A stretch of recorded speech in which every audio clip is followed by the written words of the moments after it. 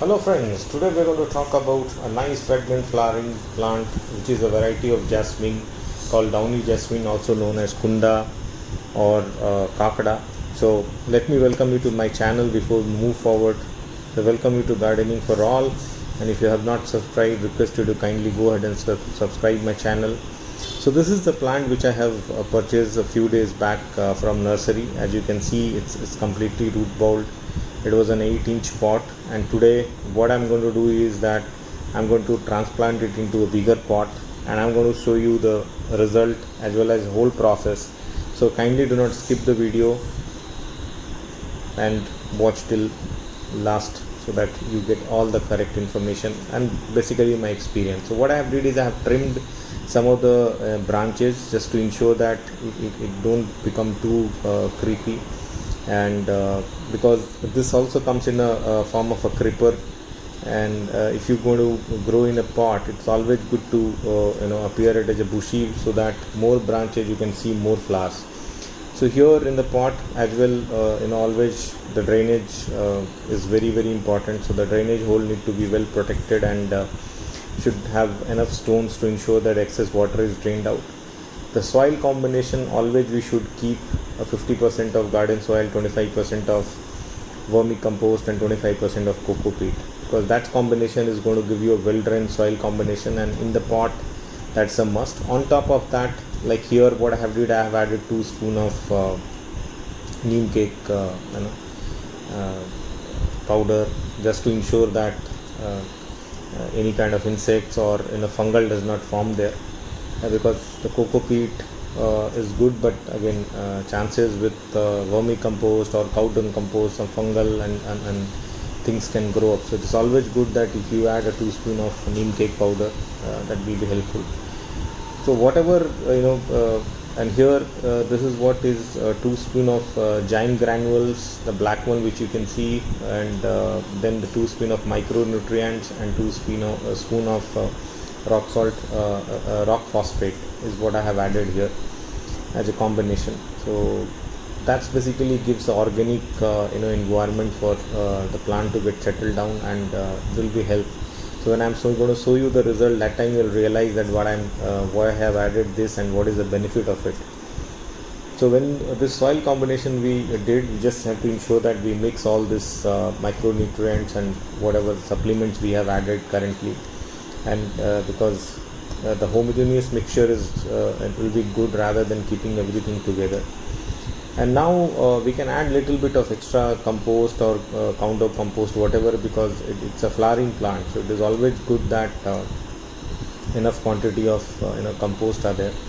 And this is how you can release the roots of the plant. You can dip it in water also, but I have avoided that because it's a quite big plant. So I'm just trying to very superficially, I'm going to release the soil, and I just going to disturb bit of soil to get few roots open up. I'm not going to disturb the whole bowl because the plant is nicely grown up, and it's always good that if there is a 2 layer of root bowls are there, so more roots can get more nutrients to the plant. So this is how I little bit loosen the soil, and I ensure that the minimum damage to the roots, because that's something very significant. So many plants get died just because of it. And to ensure that the plant well settle down inside the pot, to ensure it don't actually try to overcome of the level. So you can see it is very much in level of the pot, and with this we ensure that now the new plant is ready to get repotted. And hereafter we have to just ensure that how we fill the pot and take care on the kind of it to get ready for flowering. So I'm going to share with you all the details what I have did in terms of fertilizers. So once we get this repotting done for 15 days, we just have to leave this plant as it is, because 15 days we need to allow it to settle down in a new environment, and we don't try to add any fertilizer or any treatment. Yes, we can do some neem oil spray just to ensure that no insect grows, even though it's a very hardy plant. but always kind of insect chances of leaf eater insects have been there, or any other insects can kill our plant. So it's very good, it will be if we try to apply that kind of insect repellents in a constant intervals. So what we have to do is that once this plant is ready and settle down after 15-20 days, and we see that the new leaves have started coming, then we can start getting ready this plant for a nice flowering. And that is only possible if we have kind of correct amount of chemicals or organic fertilizer given to it. And what I have did is that once I repotted this plant, after 15 days I started gradually adding mustard cake liquid fertilizer every 7 days, banana peel fertilizer every 7 days. So this is the balance combination which I told you. I'm adding it just 2 inch below the rim of the pot, and I'm going to put little more compost and then fill it with soil and tighten up. So we were just talking about fertilizer, the organic fertilizer base I will start making. So banana peel fertilizer every 7 days, liquid mustard cake fertilizer every 7 days. So this combination we can continue, and when we see a month's time, when we see the small birds started coming up, this is the time where we can bring the chemical fertilizer. Because with organic fertilizer, yes, we can get the flowering, but it won't be great. And I will show you the result with this combination, how the outcome came.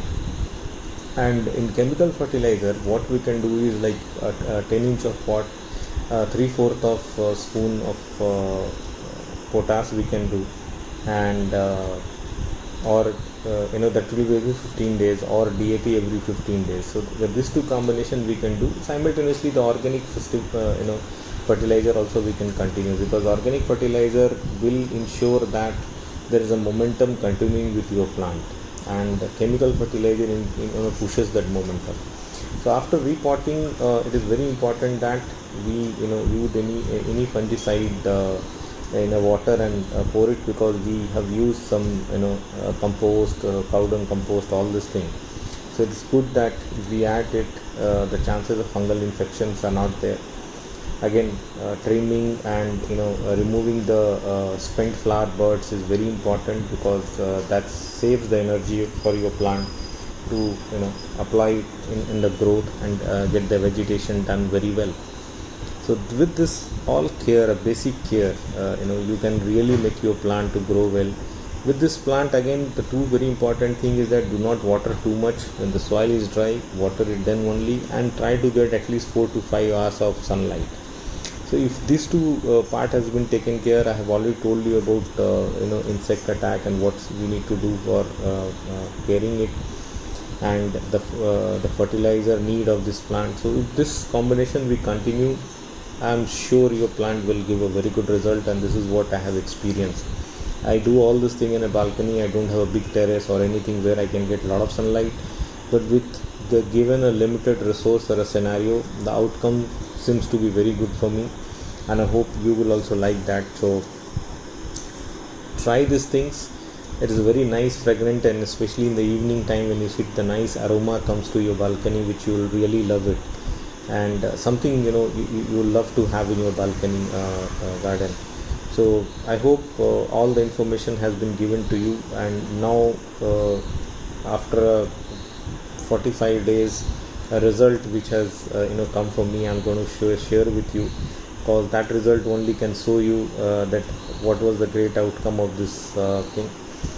And because until as the results have been motivating, whatever effort we do, it never keeps us encouraging. So it's very good that our result should be the result outcome should be pleasing, and that's something very interesting. So with this combination, we are all ensure that in future you will take care of your kakda or Tausug jasmine plant in that way, and you will get a good outcome of it. So thank you for watching, and keep liking and keep subscribing my channel. Yes, this is what is the outcome after 45 days of repotting. You can see the blooms have been all around, and this is a first stage, this is the second stage. You can see more and more blooms are coming out. So this is only the outcome which I was talking to you, with the limited resource, with the limited environment of light, water. If you just maintain that, the fertilizer need, and this is the outcome is going to be in a small balcony in a pot. You can skip this. Keep trimming it just to ensure that it don't develop like a creeper. And if it is, you can see how it's loaded with flowers. So thank you for watching and hope you liked it. Thanks once again.